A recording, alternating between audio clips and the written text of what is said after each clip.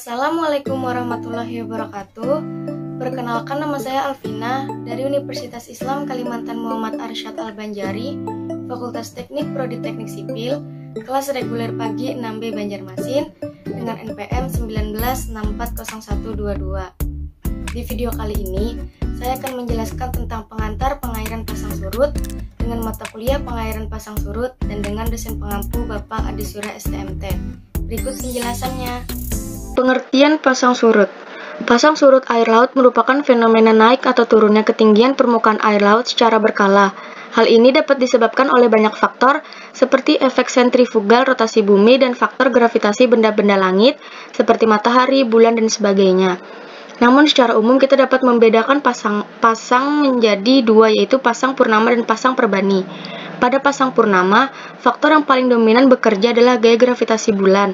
Besarnya 2 kali lipat gaya gravitasi yang disebabkan oleh matahari. Hal ini dikarenakan posisi bulan yang lebih dekat dengan bumi. Gaya gravitasi menyebabkan tarikan air laut ke arah bulan dan matahari sehingga menghasilkan dua tonjolan keluar atau bulgi air laut.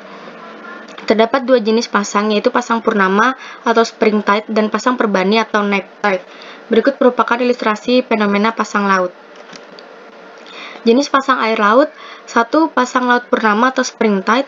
Pasang laut purnama atau spring tide terjadi ketika bumi, bulan, dan matahari berada dalam suatu garis lurus. Pada saat itu akan dihasilkan pasang naik yang sangat tinggi dan pasang surut yang sangat rendah. Pasang laut purnama ini terjadi pada saat bulan baru dan bulan purnama. 2. Pasang laut perbani atau neap tide. Pasang laut perbani atau neap tide terjadi ketika bumi, bulan, dan matahari membentuk sudut tegak lurus. Pada saat itu akan dihasilkan pasang naik yang rendah dan pasang surut yang tinggi. Pasang laut perbani ini terjadi pada saat bulan 1/4 dan 3/4. Teori pasang surut air laut.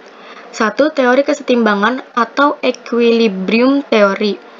Teori kesetimbangan pertama kali diperkenalkan oleh Sir Isaac Newton pada tahun 1642 sampai 1727. Teori ini menerangkan sifat-sifat pasut secara kualitatif. Teori terjadi pada bumi ideal yang seluruh permukaannya ditutupi oleh air dan pengaruh kelembaman atau inertia diabaikan.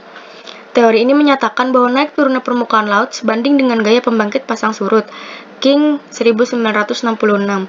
Untuk memahami gaya pembangkit pasang surut dilakukan dengan memisahkan pergerakan sistem bumi, bulan, matahari menjadi dua, yaitu sistem bumi bulan dan sistem bumi matahari. 2. Teori pasang surut dinamik atau dynamical theory. Pond dan Picard pada tahun 1978 menyatakan bahwa dalam teori ini lautan homogen masih diasumsikan menutupi seluruh bumi pada kedalaman yang konstan. Tetapi gaya-gaya tarik periodik dapat membangkitkan gelombang dengan periode sesuai dengan konstitunya. Gelombang pasang surut yang terbentuk dipengaruhi oleh JPP, kedalaman dan luas perairan, pengaruh rotasi bumi, dan pengaruh gesekan dasar. Teori ini pertama kali dikembangkan oleh Laplace pada tahun 1796 sampai 1825. Tipe pasang air laut. 1. Pasang surut harian ganda atau semi-diurnal tide. Dalam satu hari terjadi 2 kali pasang dan 2 kali air surut dengan tinggi yang hampir sama, dan pasang surut terjadi secara berurutan secara teratur. Periode pasang surut adalah 12 jam 24 menit. Pada jenis harian ganda, misalnya terdapat di perairan Selat Malaka sampai ke Laut Andaman. 2. Pasang surut harian tunggal atau diurnal tide. Dalam satu hari terjadi 1 kali air pasang dan 1 kali air surut. Periode pasang surut rata-rata adalah 24 jam 50 menit. Jenis harian tunggal misalnya terdapat di perairan sekitar Selat Karimata antara Sumatera dan Kalimantan. 3. Pasang surut campuran condong ke harian ganda atau mixed tide prevailing semi-diurnal. Dalam satu hari terjadi 2 kali air pasang dan 2 kali air surut, tetapi tinggi dan periodenya berbeda. Pada pasang surut campuran condong ke harian ganda atau mixed tide prevailing semi-diurnal, misalnya terjadi di sebagian besar perairan Indonesia bagian timur. Yang keempat, pasang surut campuran condong ke harian tunggal atau mixed tide prevailing diurnal.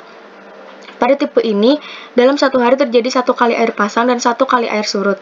Tetapi kadang-kadang untuk sementara waktu terjadi 2 kali pasang dan 2 kali surut dengan tinggi dan periode yang sangat berbeda. Sedangkan jenis campuran condong ke harian tunggal atau mixed tide prevailing diurnal. Contohnya terdapat di pantai selatan Kalimantan dan pantai utara Jawa Barat. Cara menghitung pasang surut air laut. Studi numerik dinamika pasang surut telah banyak dilakukan metode perhitungan yang dipakai untuk pasang surut erat kaitannya dengan tujuan pengamatan. Jaja 1989. Pada umumnya dikenal dengan dua cara, yaitu cara konvensional, yaitu dengan mengambil harga rata-rata dari semua data pengamatan. Yang kedua, metode Admiralty, di mana permukaan air laut rata-rata diperoleh dengan menghitung konstanta pasang surut. Manfaat pasang surut air laut. 1. Persawahan pasang surut. 2. Berlayar atau berlabuhnya kapal di dermaga yang dangkal. 3. Pembangkit listrik tenaga pasang surut atau PLTPS. Yang keempat, penggerak generator listrik dan sebagainya. Kesimpulannya, pasang surut adalah fluktuasi muka air laut sebagai fungsi waktu karena adanya gaya tarik benda-benda di langit, terutama matahari dan bulan terhadap massa air laut di bumi.